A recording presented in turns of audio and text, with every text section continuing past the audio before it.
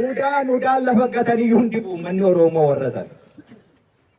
Gariin immoo wanni ilkaan 48 qabu faa tokko jira. Shimallis waan jettan sun shanee ilkaan 48 jecha. Harkarroon akkasii sun shanee maal beekti Lammaa Magarsaa tokkanaayi. Yaaboo kun gaafa haati isaa handhuurtee iyyuu sobaa isa handhuuran fakkaata. Lammaa Magarsaa sin hoogganabbo. Nu warra Lammaa Magarsaa iyyuu gara qabsootti fide yaaboon beektu. Warri har'a asitti qawwee hidhachuu dhufe isa kaleessa beeke. Akaa darbachaa ture warra akka Shimallis warra akka Lammaayyuu gara fuulduraatti gabrummaan akka sabaatti qabnurraa gabrummaa akka dhuunfaatti Tigiree jalatti cafa qabanii bulan keessaa iyyuu nutu baase. Akkasuma akkasumatti dargaggeessicha inni har'a hidhate suni Lammaan maal isa hooggana? Soba akkasii jechuudha. Biyya butuchanii hanga as keenyatti nuti umuriin keenya sa'aatii dabale. Hanga as keenya oollutti guyyaa nutti dabala malee daa'iman taanu.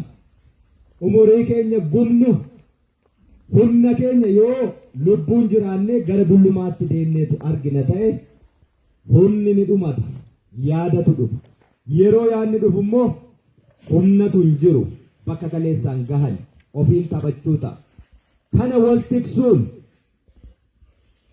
dhiiga keenya dhangala'utti gatii gochuuf wal tiksuu yoo rakkoo qaba ta'e wal dhiisuutu irra wayyaa jechuudha.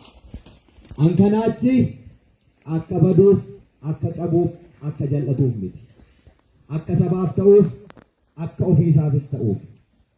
Kanatti amantan yoo ta'e hundu keessatti sirni dhablummaa fi baxaraanummaan akka barbaadetti lafa qabatee hedda nu keessatti godhatee haa adeemuudha jettu yoo ta'e wal faana tarkaanfachuun hin ulfaata. Ta'uu baate jennaan immoo akkuma jedhe qabaansa akkasuma ta'aa jechuudha wanti jijjiiramu hin jiru. Qabaa akkasiitiin kan dhalatu olola torbee tokkooti. Gadhiisii akkasiitiin garuu kan rakkatu Oromoo guutuu Oromiyaa keessa jiru torbee haa ta'u ji'a waggoota yeroon isaa iyyuu immoo murtaa'aa miti. Kanaaf saban ba'eefiif ani kanan eeyyamu sinis sanan eeyyaminaa jechuudha. Qonna hin qabu, daldala hin qabu, barsiisaa miti, hojjetaa mootummaa wayii miti. Kan hin as jiru sabaaf, kan hin hojjechuu qabuufi sabaaf. Kanaaf waan sabni narraa fedhu, waan sabaaf maluun dalaga. Gufuu sabatti dhufe annacha foon hin taane inni sun immoo muree gatuun hojii kiyya hojii keessa ta'uu qabaa jechuudha. Kanarratti walii galuutu nurra jiraata. Yoo akkas ta'es waliin tarkaanfanna, yoo akkasii waliin tarkaanfannes injifanna.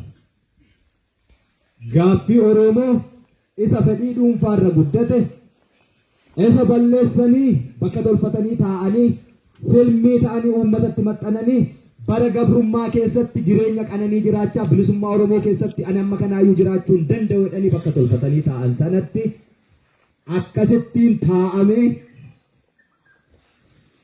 inni kun nu injifatee nu moo'ee akka jiraatu heeyyamne dachee kanarra waliin deemnaa yoo ta'e anaaf sun hin liqinfamu fudhatamas hin qabu hin qabaatus. Sanaaf kanaan dura sinitti himaan ture.